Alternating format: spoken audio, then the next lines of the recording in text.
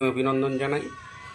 আজকে একটা লড়াই দেখলাম, মানে এক কথায় মাটি কামড়ে কিভাবে লড়াই করতে হয় সেটা যিনি দেখালেন তার নাম ভাস্কর ঘোষ। কলকাতার বুকে ছুটে বেড়ালেন, নিজের নিজের কর্মসূচিকে কিভাবে ছড়িয়ে দিতে হয়, কিভাবে সেটাকে বাস্তবায়িত করতে হয় সেটা দেখিয়ে দিলেন আজকে ভাস্কর ঘোষ। আজকের লড়াইটা আমি দেখলাম 1:1, ভাস্কর ঘোষ ভার্সেস মমতা বন্দ্যোপাধ্যায়। কিছু করতে পারিনি, ভদ্রলোকের আজকে কিছু করতে পারিনি। পুরো কলকাতা দাপিয়ে বেরিয়ে দেখিয়ে দিলেন ক্ষমতা কাকে বলে, শক্তি কাকে বলে, দম কাকে বলে। অনেক কিছু শেখার আছে ভদ্রলোকের কাছে। শিখতে হবে আমাদের, শিখতে হবে পার্শ্ব শিক্ষকদের। সেই পার্শ্ব শিক্ষকদের যারা নুন আনতে পান্তা ফুরানো অবস্থা। ভাস্কর ঘোষ যখন দাপিয়ে বক্তব্য রাখছেন, বিভিন্ন জায়গায় ছুটে যাচ্ছেন, তখন একটা অংশের কর্মচারী, বিশেষ করে শিক্ষক শিক্ষিকা মহাশয় মহাশয়ারা চুটিয়ে স্কুল করলেন। এটা বিরাট অংশের নির্লজ্জ বেহায়ার মতো। ডিএটা তারও প্রয়োজন, সেও চাই ডিএটা আমার আসুক, তবুও স্কুল করলেন। অন্যদিন যে স্কুলগুলো 5 পিরিয়ডে ছুটি হতো, আজকে সেগুলো 6 পিরিয়ড করলেন।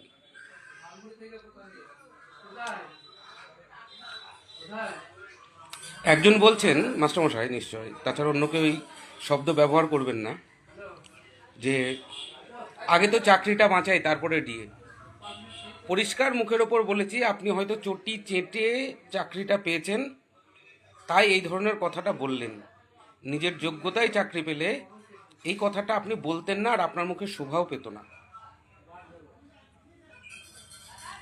আমার প্রিয় পার্শ্ব শিক্ষক শিক্ষিকাকেও একই কথা বলবো, নিজের যোগ্যতায় চাকরিটা পেয়েছেন, নিজের পড়াশুনো, নিজের সারা জীবনের শিক্ষা, সেখান থেকে চাকরিটা পেয়েছেন। অতএব কারোর কাছে সেটাকে বন্ধক রাখবেন না।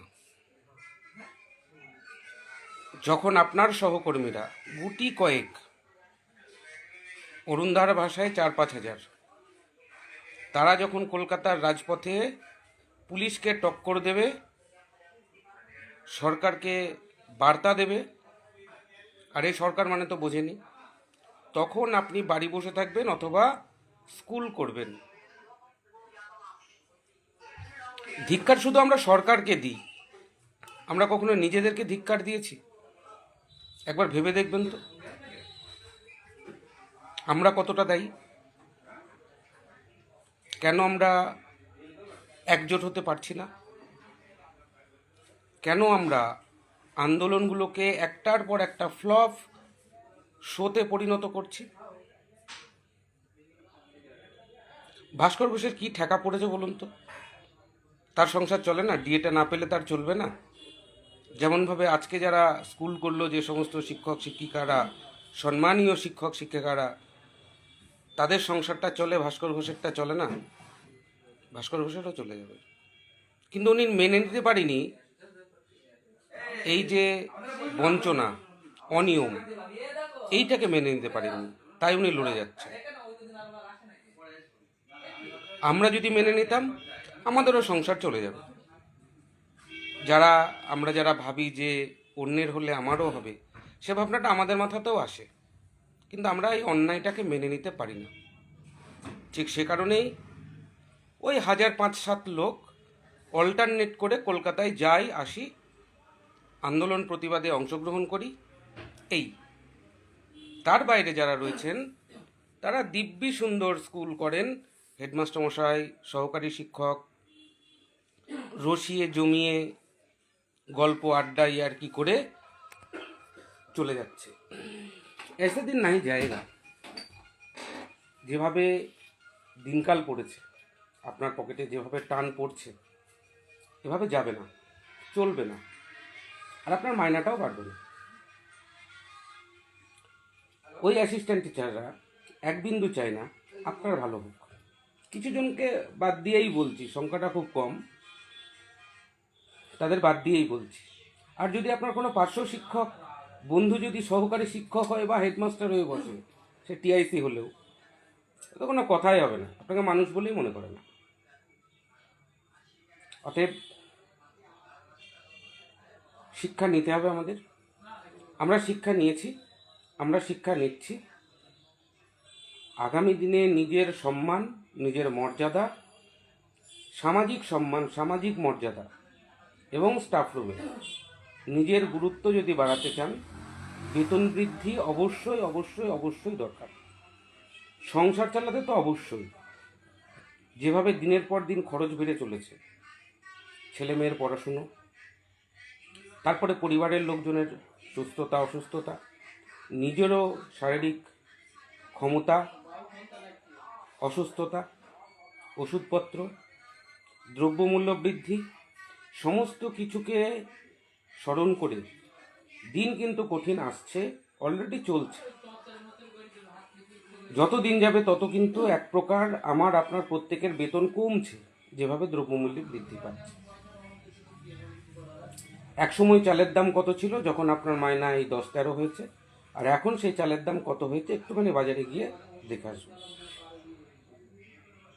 আমার যে সমস্ত সাথীরা বাজার করেন তারা নিশ্চয় জানেন। অতএব আমাদের বেতন কিন্তু কমছে, এটা মাথায় রাখবেন। কমতে কমতে যে কোথায় গিয়ে ঠেকবে আমিও জানি না, আপনিও জানেন না। এখনো আমরা নিজেরাই নিজেদেরকে বিভিন্ন রকম রাজনৈতিক তকমা দিচ্ছি, রাজনৈতিক তকমা দেব। কখনো বলা হবে সিপিআইএম আমরা, কখনো বলা হবে তৃণমূল বলবে, কখনো বলবে বিজেপি। এই তিনটে নামই পরিচিত বেশি, তাই এই তিনটেকে নিয়েই বল। পার্শ্ব শিক্ষক ঐক্যমঞ্চ এমন একটা সংগঠন, আমরা সবাইকে ব্যবহার করেছি, সবাইকে ব্যবহার করছি, সবাইকে ব্যবহার করব। আমরা যেমন ট্রেন ফ্রি করতে পারি, তৃণমূল পরিচালিত পৌরসভার কাছ থেকে 1 ঘন্টার মধ্যে তাদের টয়লেটটাও খুলিয়ে নিতে পারি। আমাদের মঞ্চে যে সমস্ত শিক্ষক সংগঠনগুলো এসেছিলেন তার মধ্যে বেশিরভাগটাই বামপন্থী। এবিটিএ, এবিপিটিএ, বঙ্গীয় প্রাথমিক শিক্ষক সমিতি সব বামপন্থী। অতএব রং লাগিয়ে খুব একটা জুত হবে না। চেষ্টা করছেন, করে যান, কিন্তু খুব একটা লাভ হবে না, খাবে না লোক, এক কথায়। আগামী যে কর্মসূচি হবে সে কর্মসূচিও এক ঐতিহাসিক কর্মসূচি হবে। এবার সেটা আপনি বাড়ি বসে উপভোগ করবেন না রাস্তায় হেঁটে উপভোগ করবেন, সিদ্ধান্তটা একদম একান্ত আপনার। আপনি যদি মনে করেন নেতারা আপনার সমস্ত দাবি পূরণ করে এনে দেবে, তাহলে ঠিক আছে। আর যদি মনে করেন যে না, আমারটা আমাকে লড়ে নিতে হবে, কারণ চাকরিটা আমি আমার যোগ্যতা দিয়ে পেয়েছি, কারোর দয়ার দান ভিক্ষা নয় এটা, তাহলে পরে আপনাকে লড়তে হবে, নইলে 1000 টাকা ভাতা বৃদ্ধিতে খুশি থাকতে হবে। এপ্রিলে চালু হবে, মে মাসে আপনি পেয়ে যাবেন 1000 টাকা, তাতে খুশি থাকবেন, কোনো অসুবিধা নেই। আমার ওই 35,000কে দরকার যে 35,000 বাড়িতে বসে থাকে, দার্জিলিং থেকে আসতে পারছে, আর আপনার নদিয়ায় বাড়ি, উত্তর 24 পরগনায় বাড়ি, বীরভূম বাঁকুড়ায় বাড়ি, আপনি আসতে পারবেন না। পুরুলিয়া থেকে আসতে পারছে ছুটে, আর আপনার মুর্শিদাবাদে বাড়ি, হাওড়ায় বাড়ি, দক্ষিণ 24 পরগনায় বাড়ি, ঝাড়গ্রামে বাড়ি, বর্ধমানে বাড়ি, আপনি আসতে পারবেন না। এটা হয়? এটা হয়েছে কখনো? আসলে ইচ্ছা থাকলে উপায় হয়, আমাদের ইচ্ছাটা কম। তার অবশ্য অনেকগুলো কারণ আছে। আমরা বারবার আন্দোলন করেছি, আন্দোলনে ব্যর্থ হয়েছি, আন্দোলন থেকে ফ্রুটফুট রেজাল্ট আমরা পাইনি। তাই বলে লড়াইটা ছেড়ে দিতে হবে? তাই বলে ঘরে বসে থাকতে হবে? যত বসে থাকবেন, প্রতি বছর না হলেও 5 বছর অন্তর আপনার 1000 টাকা ভাতা বৃদ্ধি হবে। মমতা ব্যানার্জি এটা করবে। উনি কিন্তু এদিক থেকে দয়ার সাগর, ভিক্ষা উনি দেবেন আপনাকে, অসুবিধা নেই। যদি ভিক্ষাতে আপনি সন্তুষ্ট হন, আপনি বাড়িতেই থাকবেন আর মনে মনে ধিক্কারটা সরকারকে দেওয়ার পরিবর্তে নিজেকে দেবেন। আর মনে মনে ভাববেন সরকার আমাদের কিছু করবে না, বেতন আমাদের বাড়বে না।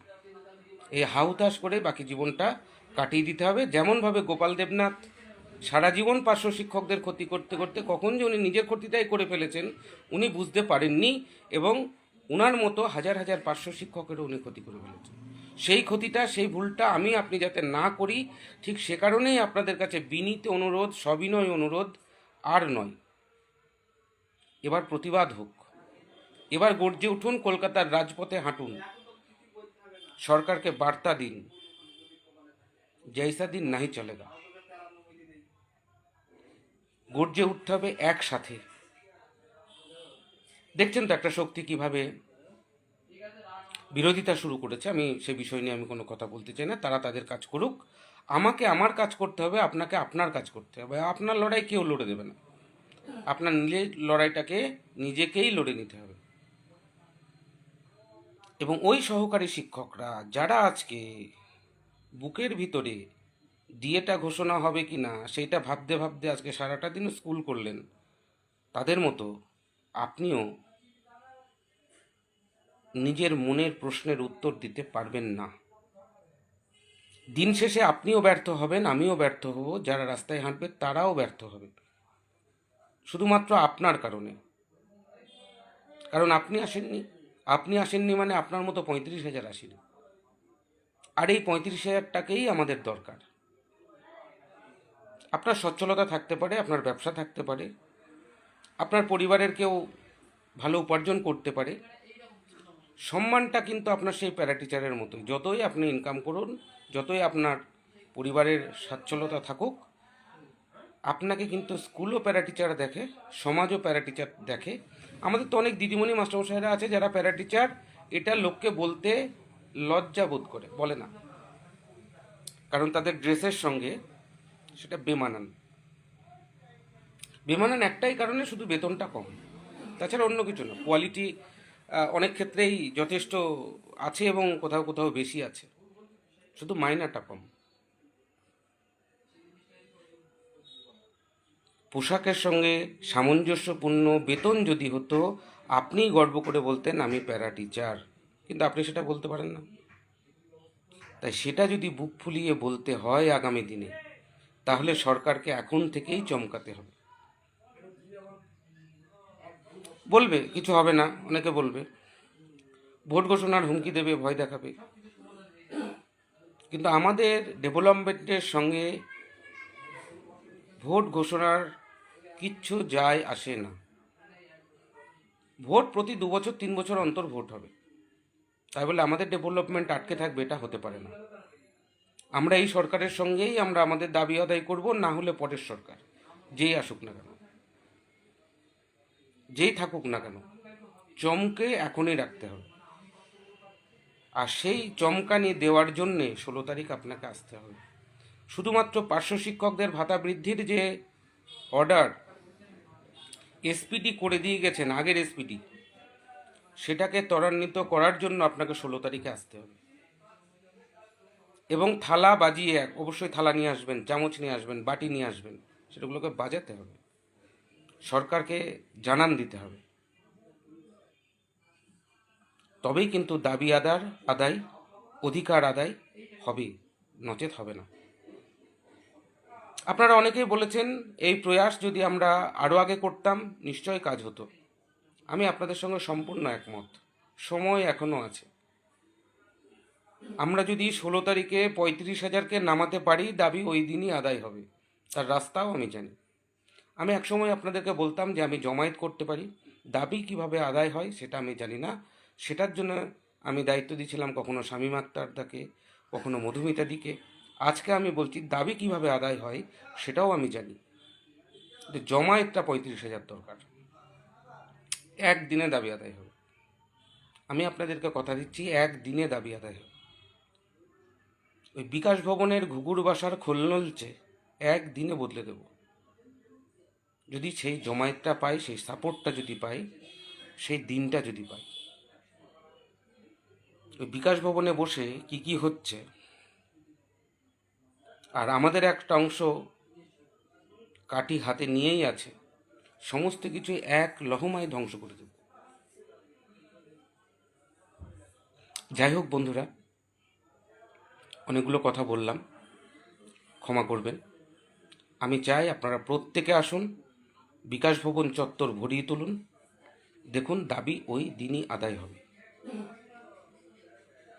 সরকার ভাবতে বাধ্য হবে, বিকাশ ভবন ভাবতে বাধ্য হবে, দিদিমণি ভাবতে বাধ্য হবে। এমনিতে দিদিমণিকে যা দেওয়া হয়েছে উনি বুঝতে পারছেন।